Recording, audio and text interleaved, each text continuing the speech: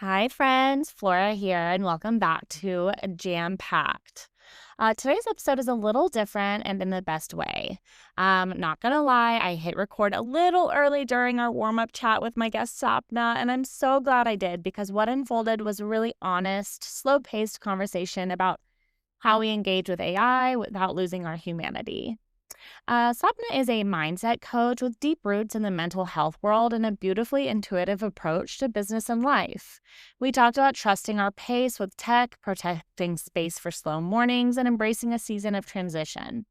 So, this one starts a bit in motion, like you're sitting next to us at the table, and it ends a little abruptly, too. Thanks, technology. But the idea in the middle are pure gold. So, let's dive in. Because we're listening to lots and lots of types of uh, podcasts all the time, but I think to have a perspective that you've decided to adopt and to sort of interview and ask people, I think that'll be really nice because many people, including myself, were kind of AI resistant in the beginning because we weren't necessarily the early adopters, at least maybe I'm, general overgeneralizing, but I'm in my 50s. And so we, you know, when Google came around, yeah, I do remember kind of slowly, getting on the bandwagon, if you will. Yeah. Uh, but the AI, there was just something. I was just like, I don't know what this is. I don't know what information they're keeping, and the idea was a little bit foreign to me until enough people, including my young daughter, say, you should give it a go. I mean, it will save you tons of time. So as a business coach, and as a coach and as a human being who loves efficiency and loves productivity, I begrudgingly said, okay, let's do this. Yeah. So I slowly have been walking very, very slowly into the AI world. And I think because I wasn't quite sure how safe it was. That was sort of my big resistance. For sure. And I just like pushed record just while we jumped in. Yeah, And we'll kind of go backwards and do some sort of hours. but what I was excited about is and you touched on it is just like I think when people think of AI, they think that they have to be all in, right? Yes. And because of that fear of like needing to be all in, sometimes they're like, I'm just not gonna do it at all, right? And and I think what you're learning is like, oh, I can actually very cautiously still dip my toe and Right. like, see what this whole thing's about while kind of doing it at the pace of trust. Right. Right. Yeah, I think that's a great point. And I hadn't even considered that is, um we can adopt things. Like maybe I'm more of a slower adopter when it comes to certain um, safety issues. So before one of my clients, I was working at a longevity doctor. So HIPAA, everything is about making sure that we don't put any kind of patient information or anything like that. But that particular doctor was very pro AI, and I feel like he might have helped me also sort of move forward. And he said, you're not putting any, private information in, but what you can do is put in certain um, characteristics of, like, certain results that we got from the bone density test or the, you know, the various tests that we did for the clients that we had, and just see what AI has to say.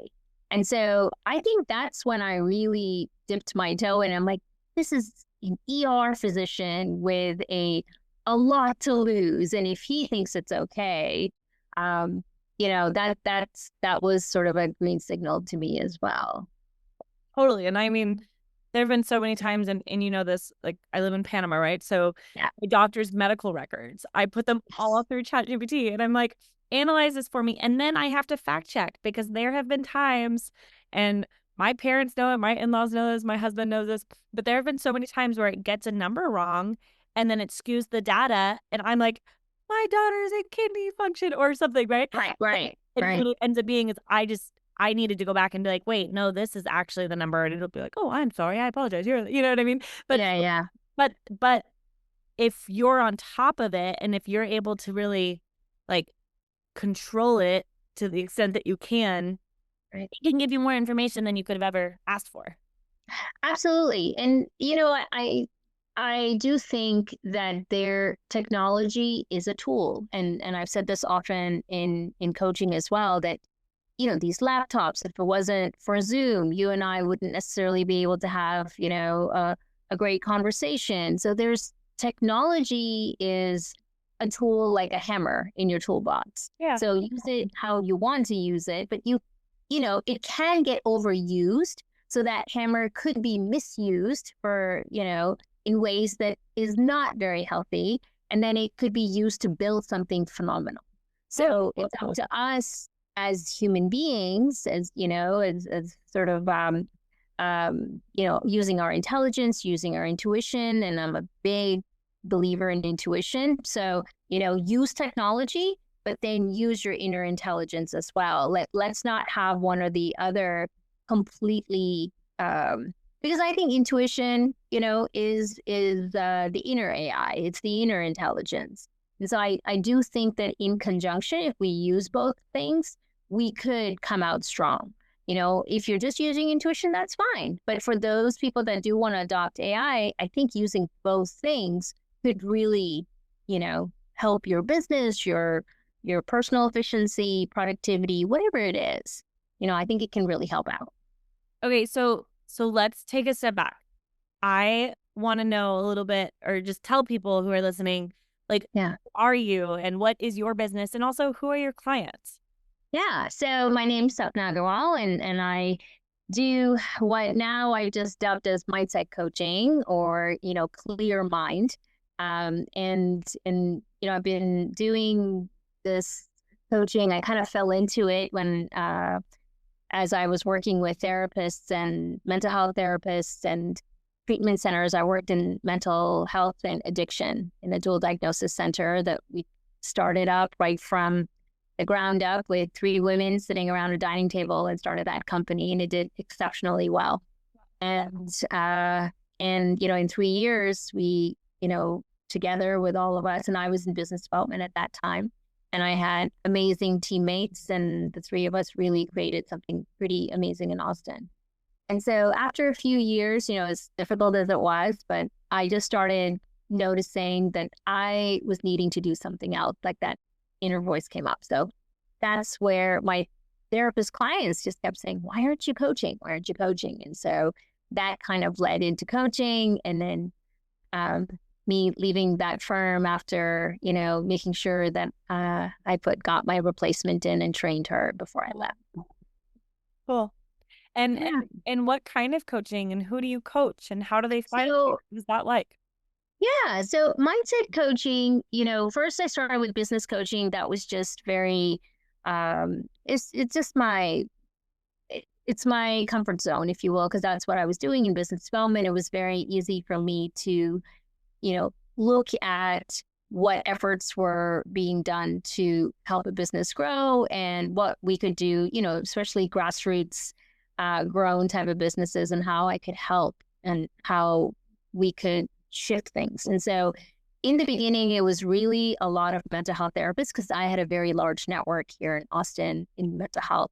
And I also did a lot of consulting work for doctors who owned some of these treatment centers, and just I taught LinkedIn quite a lot, and then went into business development and what have you. And so that led me down, getting certified business coaching, life coaching, and then leadership coaching.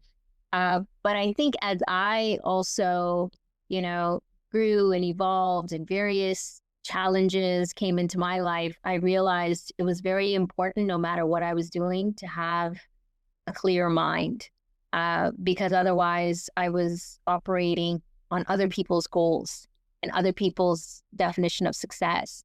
And so that led me down more towards a sort of a spiritual coaching, a more, let's sit down and really see, you know, what you're coming in for. Because they're what my amazing, lovely clients, creatives, therapists, musicians, artists, stay-at-home moms come, who are doing a lot of work at home, and they don't necessarily need therapy, but they're looking to create something, and it's just fear, and fear is a big thing. It's a big bucket.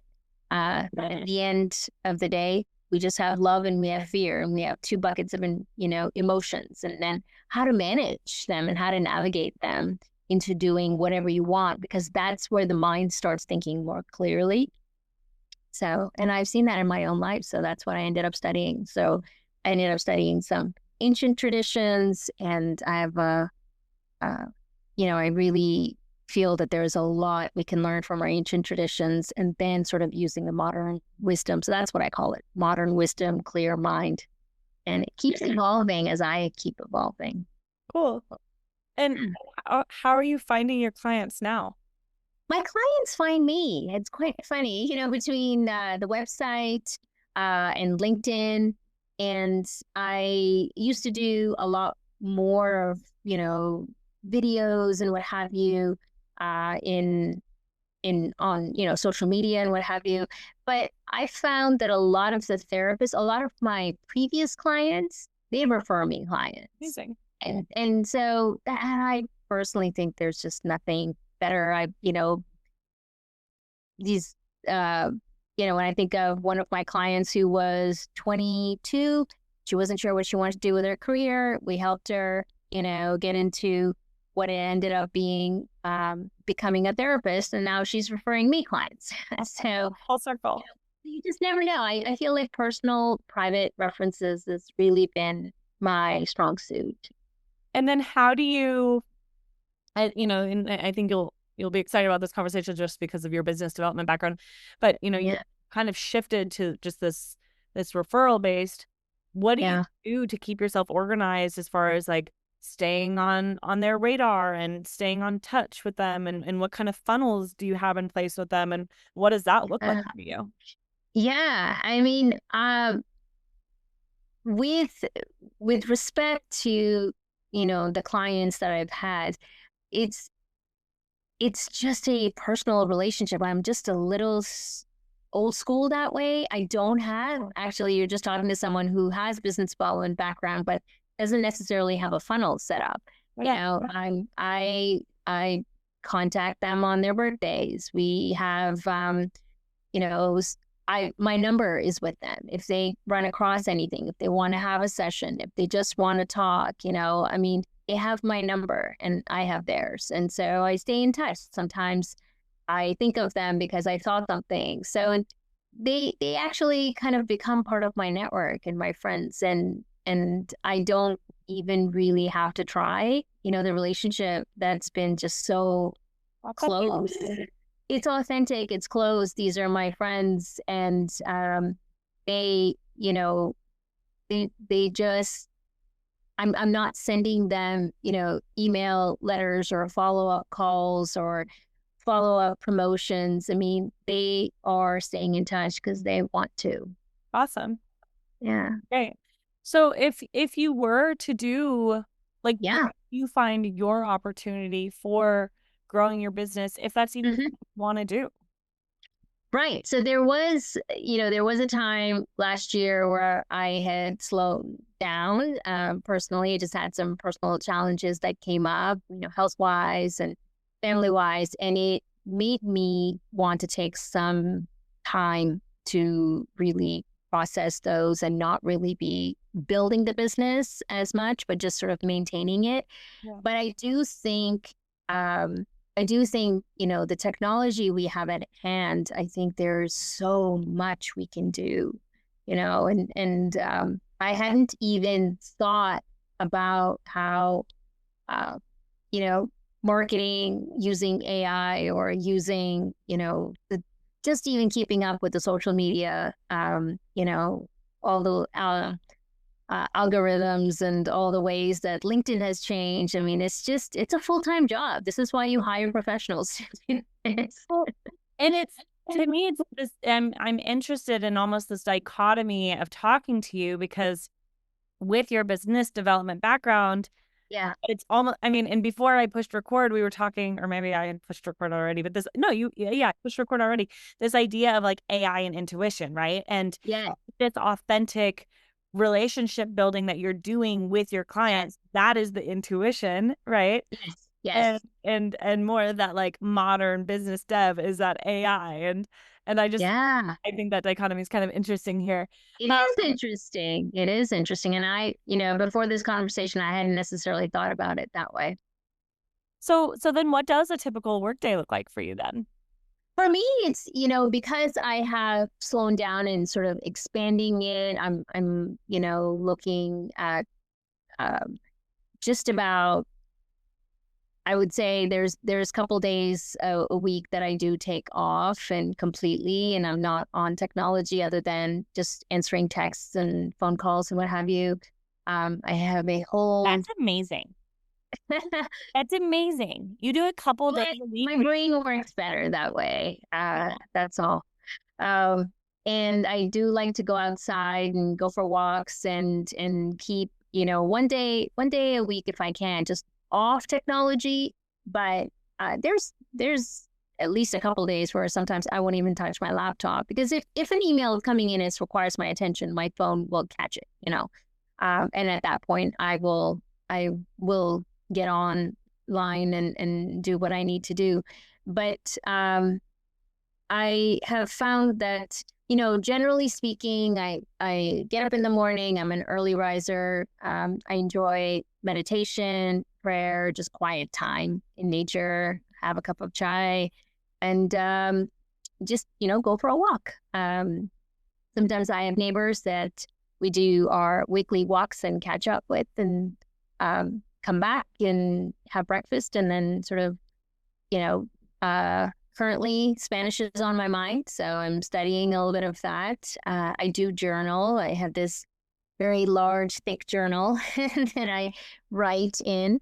Um, and, depending if most of my clients' appointments will not start before 10 a.m. I like slow mornings and I really gift myself those. And sometimes I have classes. I take online classes as well.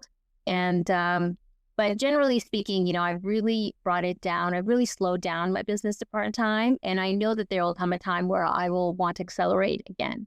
And it just so happens, I feel like I'm in transition time right now.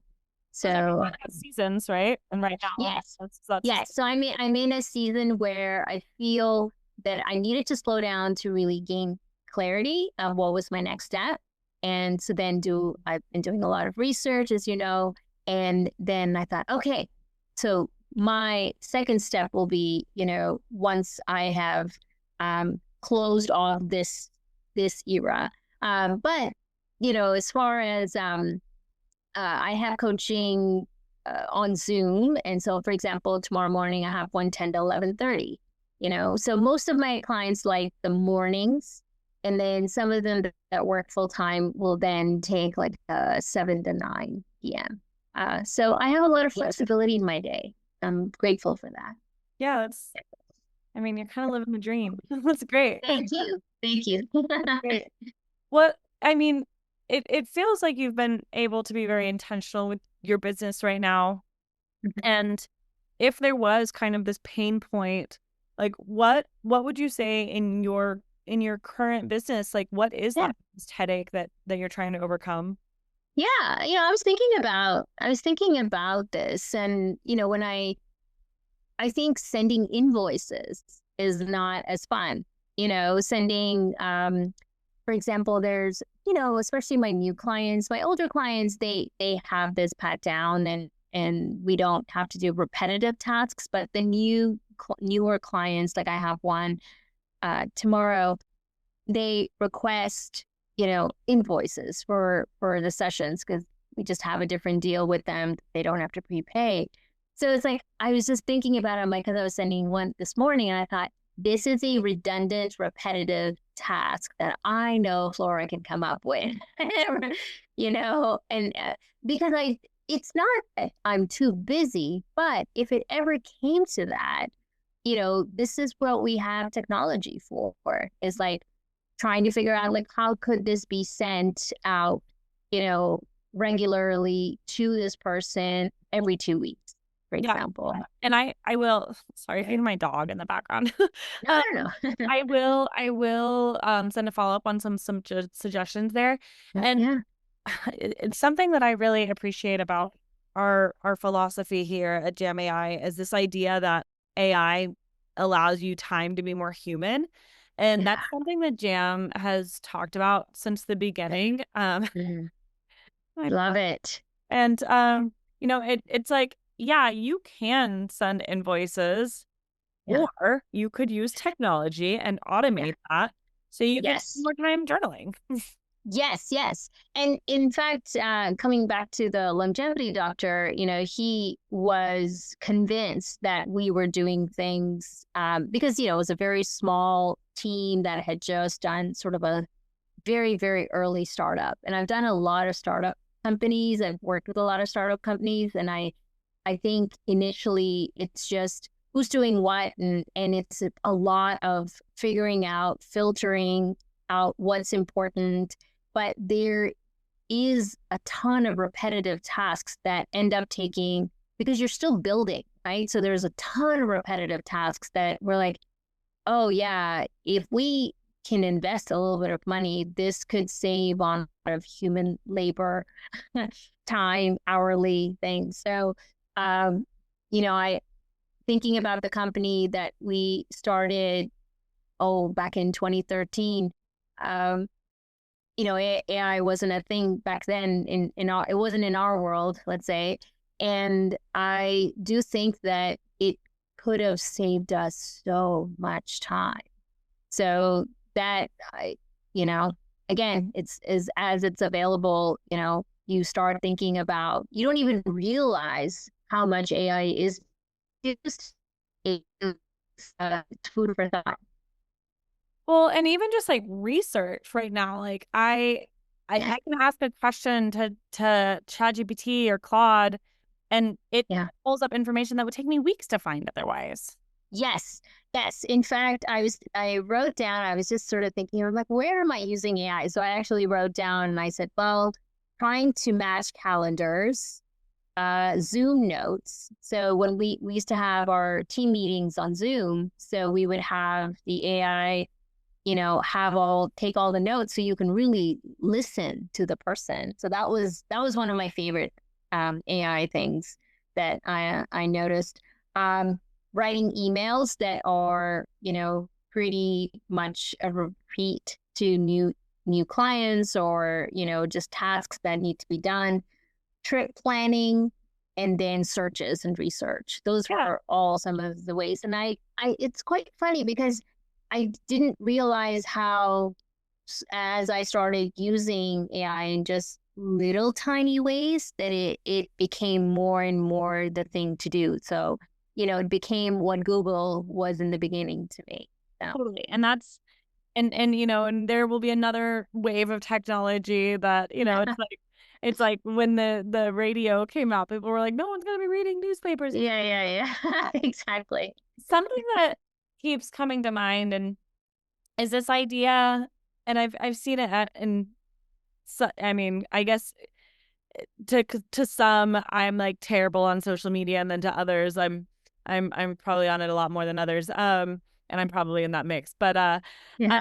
there is this trend that I've seen on social media that really talks about this idea of, like, not wanting to girl boss anymore, and idea Mm, of, like, a girl boss, I guess that's, like, kind of surpassed, and people are not wanting to be this, like, this boss, people are wanting to have these, like, slow mornings, yeah.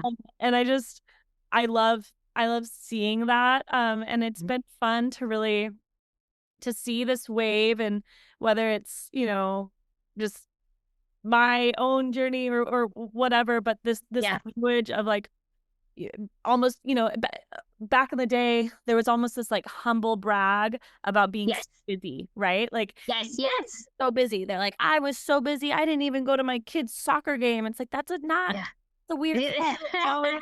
I got 3 hours of sleep. It's like, oh. Yeah, go to sleep. Yeah. Go to sleep. You know what a new mom, new dad would be saying to you right now?